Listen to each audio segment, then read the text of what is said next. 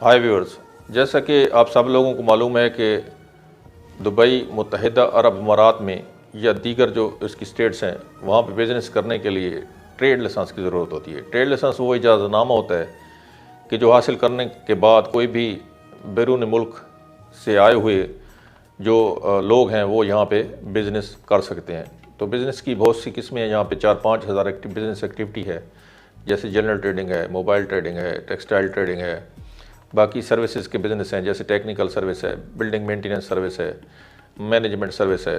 तो बहुत सी एक्टिविटीज़ हैं।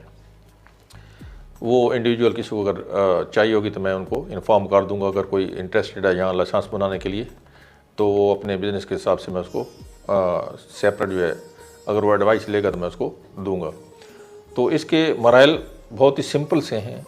कीमत या इसकी प्राइस या इसकी कॉस्ट है वो भी कोई इतनी ज़्यादा नहीं है।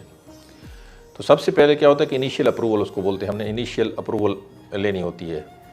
इनिशियल अप्रूवल में एक तो पार्टनर के नाम होते हैं, दूसरा उसमें बिज़नेस एक्टिविटी भी मेंशन करनी पड़ती है आपने कि आपने कौन सा बिज़नेस करना है। तो यहाँ पे जो बिज़नेस एक्टिविटी है उनके ग्रुप बने हुए हैं, यानी उसी ग्रुप की आप एक ग्रुप की एक्टिविटी जो है वो 10 तक आप उस लाइसेंस में डाल सकते हैं। जैसे टेक्सटाइल ट्रेडिंग है तो इसके साथ जो रेलेवेंट बिज़नेस हैं टेक्सटाइल के साथ, जैसे रेडीमेड गारमेंट्स है, लेदर प्रोडक्ट्स हैं, या इसके साथ परफ्यूम को उन्होंने इस ग्रुप में रखा हुआ है, वॉचेस को रखा हुआ है, गिफ्ट को रखा हुआ है, तो ये आप ले सकते हैं।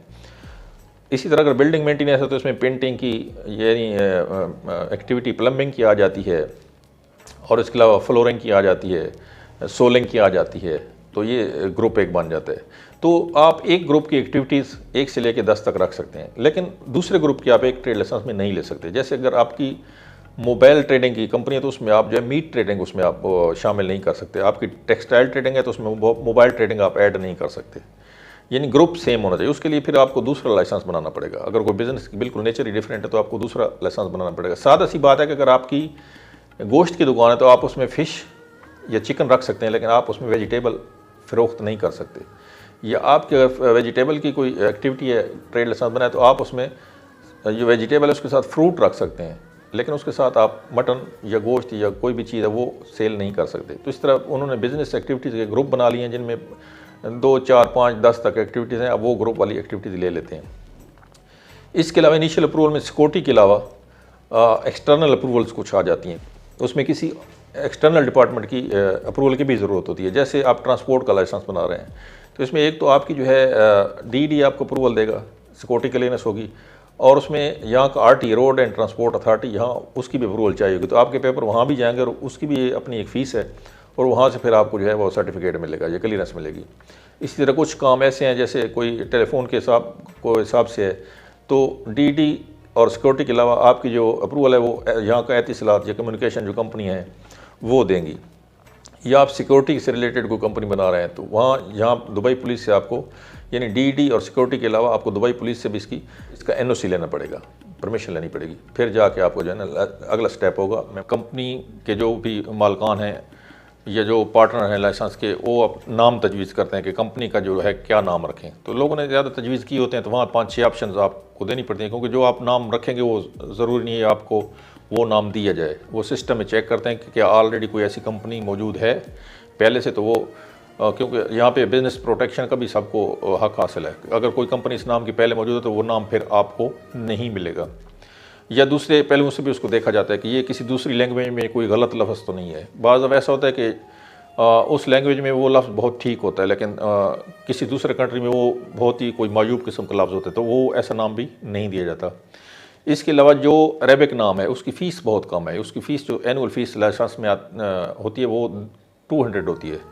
जबकि आप अगर नॉन अरेबिक नाम कोई भी रखेंगे, इंग्लिश में रखेंगे या किसी दूसरी ज़बान में कंपनी का नाम, या एब्रीविएशन में आप रखेंगे XYZ ट्रेडिंग या ऐसा करके, उसकी हर साल 2000 एक्स्ट्रा फ़ीस आती है। तो ट्रेड नेम जो है उसके बाद इनिशियल अप्रूवल के बाद आपने ट्रेड नेम लेना होता है। उसके बाद जो अगला स्टेप है, अगर आप इंस्टेंट लाइसेंस बना रहे हैं, इंस्टेंट लाइसेंस की आप तफसील देख लें मेरे दूसरे प्रोग्राम में, तो ठीक है। नहीं तो आपको फिर क्या करना पड़ता है, वो इनिशियल अप्रूवल और ये ट्रेड नेम रिजर्वेशन अप्रूवल दोनों को आप किसी रियल एस्टेट एजेंसी को जाके देते हैं जहाँ से आपने वो अपना ऑफिस हायर करना है या दुकान हायर करनी है। तो वो उसके हिसाब से आपको जो है वो टेनेंसी कॉन्ट्रैक्ट बना के देंगे।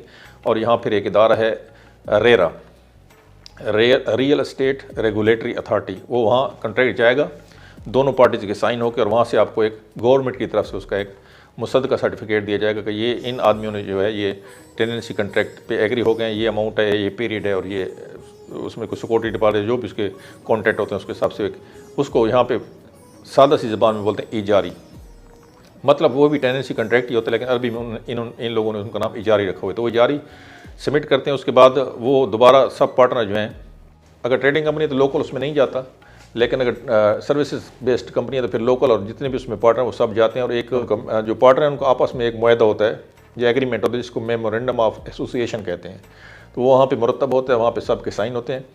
उसके बाद इजारे की कापी वहाँ प्रोवाइड की जाती है डीडी को। इनिशियल अप्रूवल और ट्रेड ने पहले ही से डीडी जो है वो मुरतब कर चुका होता है, तो उसी टाइम एक पेमेंट वोचर इशू कर दिया जाता है।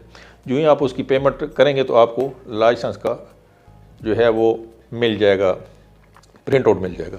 ये सारा एक सिंपल सा प्रोसेस है, मैं इसको दोहरा देता हूँ। सबसे पहले आपने इनिशियल अप्रूवल लेनी है, उसके बाद आपने जब आपकी अप्रूवल आ जाए, सिक्योरिटी अप्रूवल क्लियर हो जाए, आपकी क्लियरेंस आ जाए, उसके बाद आपने ट्रेड नेम जो है वो आपने लेना है।